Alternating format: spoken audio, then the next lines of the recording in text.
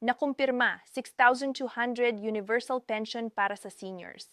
Effective na alamin kung sino ang kwalipikado, kailan matatanggap ang bayad at ano ang dapat gawin para makuha lahat ng pera na karapatan ninyo. Manatili hanggang dulo dahil ibabahagi ko rin ang ilang tips na karamihan ng seniors ay hindi alam para siguradong makuha ninyo ang buong benepisyo. Huwag palampasin ang mga updates na tulad nito.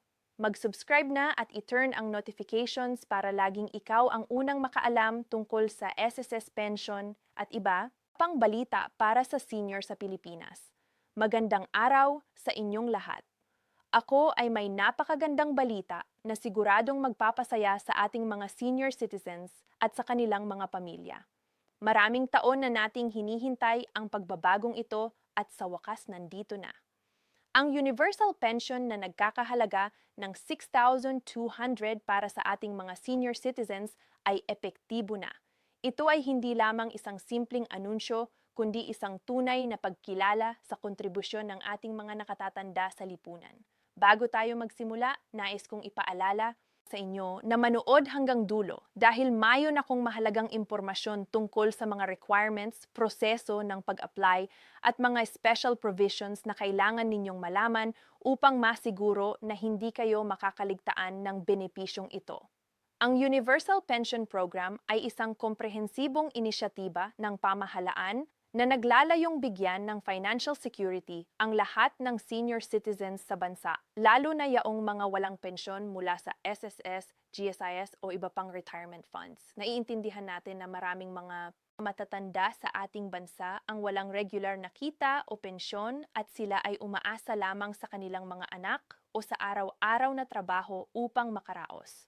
Ngunit sa pamamagitan ng program na ito, ang bawat senior citizen na walang ibang pensyon ay makakatanggap ng 6,200 bawat buwan.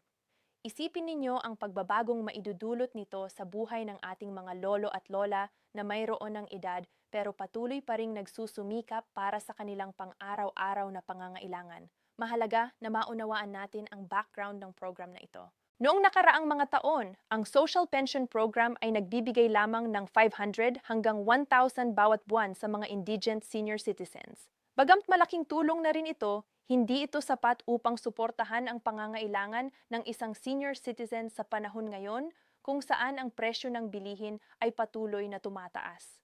Ang mga gamot, medical check-ups, pagkain at iba pangunahing pangangailangan ay nangangailangan ng mas malaking budget. Kaya naman sa pamamagitan ng expanded at improved na Universal Pension Program, ang halaga ay tumaas sa 6,200 bawat buwan na nakakapagbigay ng mas makatotohanang suporta sa ating mga senior citizens.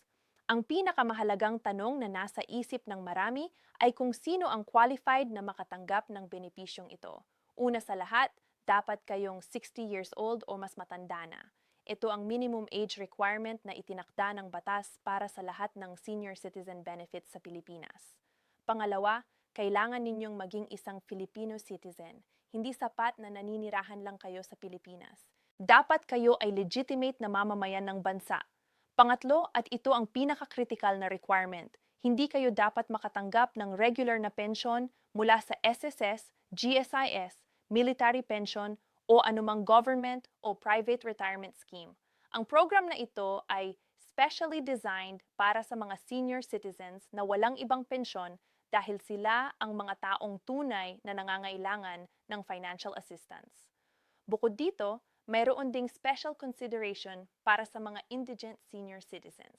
Kung kayo ay classified bilang indigent o mahirap base sa assessment ng DSWD or ng inyong local government unit, kayo ay may priority sa program na ito. Ang pagiging indigent ay karaniwang sinusukat batay sa inyong monthly income, family size, living conditions at iba pang socio-economic indicators. Ngunit kahit hindi kayo classified bilang indigent, kung kayo ay walang pensyon at nakatutugon sa ibang requirements, eligible pa rin kayo sa Universal Pension Program. Ang layunin ng pamahalaan ay tiyakin na walang senior citizen ang maiwan at lahat ng may karapatang makatanggap ay makakakuha ng kanilang benepisyo. Ngayong alam na ninyo kung sino ang qualified, pag-usapan naman natin ang proseso ng pag-apply. Ang unang hakbang ay pumunta sa inyong barangay hall o sa DSWD office na pinakamalapit sa inyong lugar. Dalhin ninyo ang inyong valid ID, preferably ang inyong senior citizen ID kung mayroon na kayo.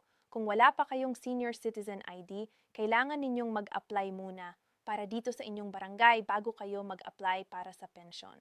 Ang senior citizen ID ay sa halagang dokumento na magpapatunay sa inyong edad at citizenship.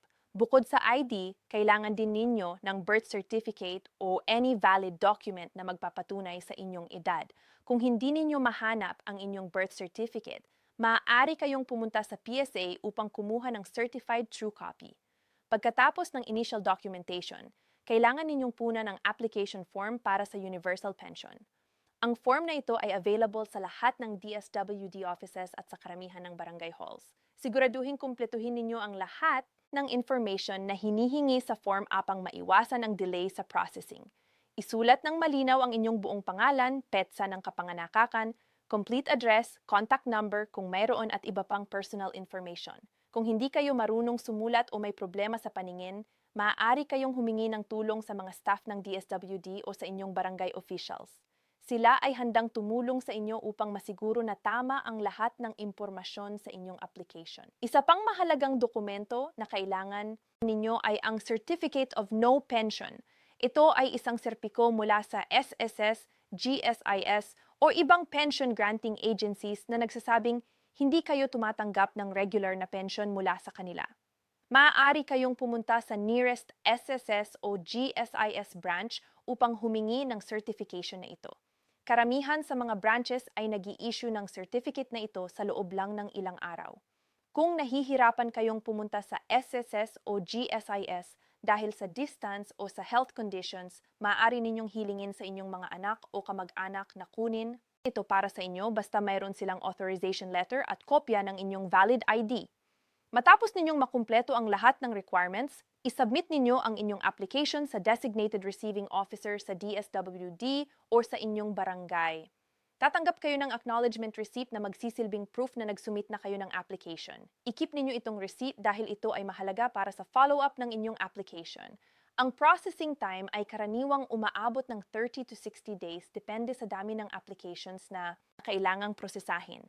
Sa panahong ito, ang DSWD ay magsasagawa ng validation at verification ng inyong documents upang tiyakin na kayo ay tunay na qualified sa program. Habang naghihintay ng approval, maaari kayong mag-follow up sa DSWD office kung saan kayo nag-apply. Mayroon silang hotline numbers na maaari ninyong tawagan upang malaman ang status ng inyong application. Kung may problema sa inyong documents o kailangan ng additional information, kokontak kayo ng DSWD sa pamamagitan ng contact number na ibinigay ninyo sa application form. Kaya naman mahalaga na tama at updated ang contact information na inyong isinulat. Kung kayo ay approved na, aabisuhan kayo kung paano at kailan kayo makakatanggap ng inyong monthly pension. Ang payment method para sa universal pension ay pwedeng mag-vary depende sa inyong location at sa available facilities sa inyong area. Sa karamihang lugar, ang pension ay i-distribute through cash cards na ibibigay ng DSWD. Ang cash card na ito ay parang ATM card na pwede ninyong gamitin para kunin ang inyong pension sa designated ATM machines o payout centers. Ang advantage ng cash card system ay hindi na kailangan ng mga senior citizens na pumila ng mahabang oras sa payout centers at maaari nilang kunin ang kanilang pensyon anumang oras within banking hours. Para sa mga lugar na walang ATM machines or remote areas, ang payout ay pwedeng gawin through partner remittance centers o through direct payout sa barangay halls. Mahalaga ring malaman na ang 6,200 na monthly pension ay tax-free. Ito ay hindi kasama sa taxable income ninyo at hindi ninyo kailangang mag-file ng income tax return para dito. Ang buong halagang 6,200 ay para sa inyo. Walang deductions, walang hidden charges. Ito ay pure financial assistance mula sa pamahalaan upang suportahan ang inyong daily needs. Maaari ninyong gamitin ang pensyon para sa inyong pagkain, gamot, utility bills o anumang personal na pangangailangan. Walang restrictions kung paano ninyo gagamitin ang pera dahil ito ay inyong karapatan bilang senior citizen. Bukod sa monthly pension, meron ding ibang benefits na pwede ninyong ma-enjoy bilang senior citizen. Ang 20% discount sa lahat ng establishments tulad ng restaurants, drugstores, hotels, at iba pa ay inyong karapatan under the Senior Citizens Act. Kapag bumibili kayo ng gamot sa pharmacy, ipakita lang ninyo ang inyong Senior Citizen ID at automatic kayong makakakuha ng discount. Ang discount na ito ay malaking tulong lalo na para sa mga senior citizens na may maintenance medications para sa diabetes, hypertension, or iba pang chronic conditions. Bukod sa discount, exempted din kayo sa value-added tax o VAT sa lahat ng inyong purchases. Kaya ang total savings ninyo ay pwedeng umabot ng halos 25 to 30% sa regular price. Meron ding priority lane para sa senior citizens sa lahat ng government offices, banks, hospitals, at public transportation terminals. Hindi na ninyo kailangan pang pumila ng mahabang oras dahil may designated lane kayo na mas mabilis. Sa mga hospital at health centers, kayo ay may priority sa pag-schedule ng checkups at consultations. Ang priority na ito ay hindi lamang convenience kundi recognition sa inyong edad at sa potential health limitations na maaari ninyong meron. Marami ring local government units ang nag-aalok ng free medical checkups, free medicines, at iba pang health services para sa kanilang senior citizens. I-check ninyo sa inyong barangay o city health office kung anong mga additional programs ang available sa inyong area para sa mga senior citizen na may limited mobility or may health conditions na nakakahadlang sa kanilang kakayahang pumunta sa DSWD office. May special provisions ang pamahalaan. Maaari kayong mag-appoint ng authorized representative na magha-handle ng inyong application at mag-claim ng inyong pension sa inyong ngalan. Ang representative na ito ay kailangang may notarized Special Power of Attorney or SPA na nagbibigay sa kanila ng authority na kumilos sa inyong behalf. Bukod sa SPA, kailangan din nilang dalhin ang inyong valid ID at ang kanilang sariling valid ID para sa verification purposes. Ang prosesong ito ay talagang helpful para sa mga bedrest senior citizens o sa mga nasa nursing homes at hindi na kayang lumabas ng bahay. Kung kayo naman ay currently receiving the old social pension na 500 of 1,000 per month, automatic kayong itatransition sa bagong universal pension program. Hindi na kayo kailangang mag-apply ulit o mag-submit ng bagong documents. Ang DSWD ay magsasagawa ng automatic upgrading ng inyong benefits. At sa susunod na payout ninyo, makikita ninyo na ang amount ay 6,200 na. Ang transition process na ito ay ginagawang seamless ng DSWD upang hindi kayo magkaroon ng interruption sa inyong monthly pension. Ngunit kung mayon kayong concerns o hindi pa rin nag-reflect ang increased amount after several months, kailangan ninyong mag-follow up sa inyong DSWD office upang ma-verify ang inyong records. Ang Universal Pension Program ay may built-in safeguards upang masiguro na walang corruption o misuse ng funds. Bawat transaction ay nakarecord at nakamonitor ng DSWD Central Office. Ang cash card system ay may security features na nakakaiwas sa fraud at unauthorized withdrawals. Kung may nawawala kayong cash card o ninakaw, i-report ninyo agad sa DSWD at sa card issuing bank upang ma-block ang card at makapag-issue ng replacement. Hindi maaaring gamitin ng ibang tao ang inyong cash card dahil protected ito ng PIN o Personal Identification Number na alam lang ninyo. Huwag ibahagi sa kahit sino ang inyong PIN kahit sa mga kamag-anak upang maprotektahan ang inyong pensyon mula sa mga taong may masamang intensyon. Meron ding grievance mechanism kung sakaling may problems kayo sa pag-receive ng inyong pension o may complaints tungkol sa program. Ang DSWD ay may hotline na H88 na maaari ninyong tawagan upang mag-report ng anumang issues. Mayon din silang email address at social media accounts kung saan kayo pwedeng magpadala ng messages. Lahat ng complaints ay siniseriously ng DSWD at ini-investigate ng mabuti. Kung may mga barangay officials or DSWD personnel na humihingi ng kutong or under-the-table payments kapalit ng approval ng inyong application, i-report ninyo sila kaagad dahil ito ay illegal at violation ng anti-graft laws. Ang pensyon ay inyong karapatan at hindi ito dapat ginagawang commodity para sa mga corrupt na officials. Sa mga pamilya ng senior citizens, ito rin ay magandang opportunity para pag-usapan ng financial planning. Ang zero-zero monthly pension bagamat hindi sapat para sa lahat ng expenses ay malaking tulong na rin. Pag-usapan ninyo bilang pamilya kung paano ninyong magagamit ng maayos ang pensyon. Maaaring ilaan ang portion para sa pagkain, portion para sa gamot, at medical needs at portion para sa emergency fund. Ang financial literacy ay importante para sa lahat pati na rin sa ating mga senior citizens. Maging wise sa paggastos. Iwasan ang mga unnecessary expenses at mag-save kung may extra para sa future emergencies. Ang Universal Pension Program ay hindi lamang tungkol sa pera. Ito ay tungkol sa dignidad at pagkilala sa ating mga senior citizens. Ang programa ay nagsasabing valued kayo ng lipunan at ang inyong years of contribution ay hindi nakalimutan. Whether kayo ay dating manggagawa, magsasaka, vendor, housewife, o anumang trabaho ang inyong ginawa noong kayo ay mas bata pa, ang bansang ito ay may utang na loob sa inyo. Ang pensyon na ito ay simbolo ng gratitude ng bayan sa inyong sakripisyo at dedikasyon sa pagpapalaki ng inyong mga pamilya at sa pagbuo ng bansa. Para sa mga kabataan na nanonood nito para sa kanilang mga lolo, lola o mga magulang, pakiusap ay tulungan ninyo sila sa proseso ng pag-apply. Maraming senior citizens ang hindi tech-savvy o nahihirapan intindihin ang government processes. Ang inyong tulong ay malaking bagay para sa kanila. Samahan ninyo sila sa DSWD office, tulungan sa pag-fill up ng forms at siguraduhing kumpleto ang kanilang documents.